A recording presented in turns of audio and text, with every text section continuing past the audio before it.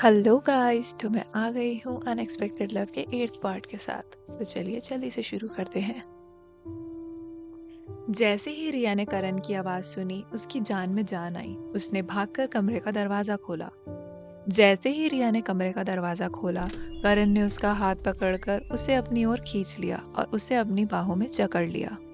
करण के कानों में अभी भी वो शब्द घूम रहे थे जो उस शख्स ने फोन पर कहे थे। रिया पर उसकी पकड़ धीरे धीरे और भी मजबूत होती जा रही थी। रिया हमेशा करण के पास सेफ फील करती थी, और जब आज करण ने रिया को अपनी बाहों में भरा, तब उसकी आंखों से आंसू बहने लगे। तुम ठीक तो हो ना? कमरे में कोई है तो नहीं? किसी ने तुम्हें हार्म तो नहीं किया? करण ने रिया का चेहरा अपने हाथों में लेते हुए पूछा।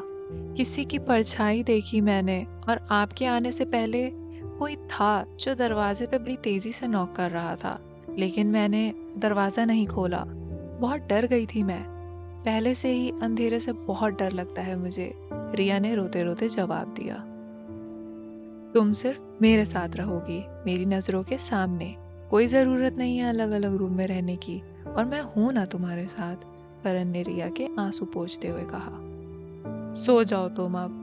कोई नहीं होगा खिड़की पर, शायद तुम्हें थकान की वजह से ऐसा लगा होगा। और वो दरवाजा नॉक मैंने ही किया था, और कोई नहीं था। तुम सो जाओ। करण की इस बात को सुनकर रिया ने अपना सिर हाँ में हिला दिया। आप नहीं सो रहे? रिया ने पूछा। आता हूँ थोड़ी देर में, करण ने जवाब दिया।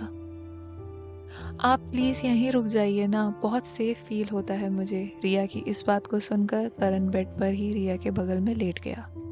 हमारे दोनों के बीच तकिए की दीवार बनाने दीजिए मुझे। हटिए जरा, रिया ने कहा, और दोनों के बीच 4 पिलो रख दिए। अब ठीक है, रिया ने कहा। तुम्हें क्या लगता है रात में मैं तुम्हारा फायदा उठाऊंगा?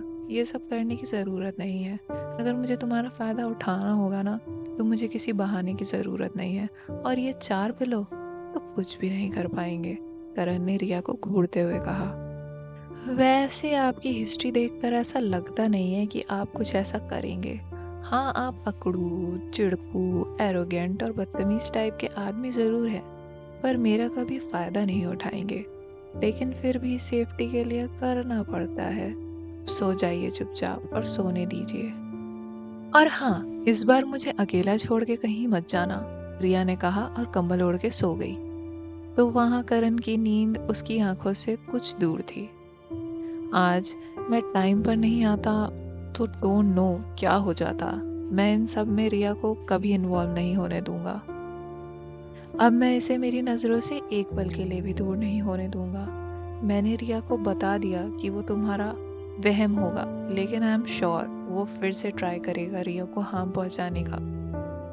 मैंने खुद के फायदे के लिए इसके साथ शादी करके इसकी जान खतरे में तो नहीं डाल दी। अगर मेरी वजह से इसे कुछ भी हुआ तो मैं खुद को कभी माफ नहीं कर पाऊंगा, करण ने मन में ही सोचा। इस वक्त उसके दिमाग में कई सारे थॉट्स चल रहे थे, जिन्हें कंट्रोल करना उसके बस में नहीं था। इन सब के बीच में कब करण की आंख लग गई, उसे भी पता नहीं चला। अगले दिन सुबह जब करण ने अपने बगल में रिया को नहीं पाया, तब उसका दिल जोर से धड़कने लगा।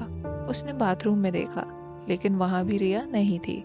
उसकी नज़र बेड पर रखे फोन पर गई, जो कि रिया का था। करण रूम से बाहर आया और रिया को ढूंढने लगा, लेकिन रिया उसे कहीं भी दिखाई नहीं दी।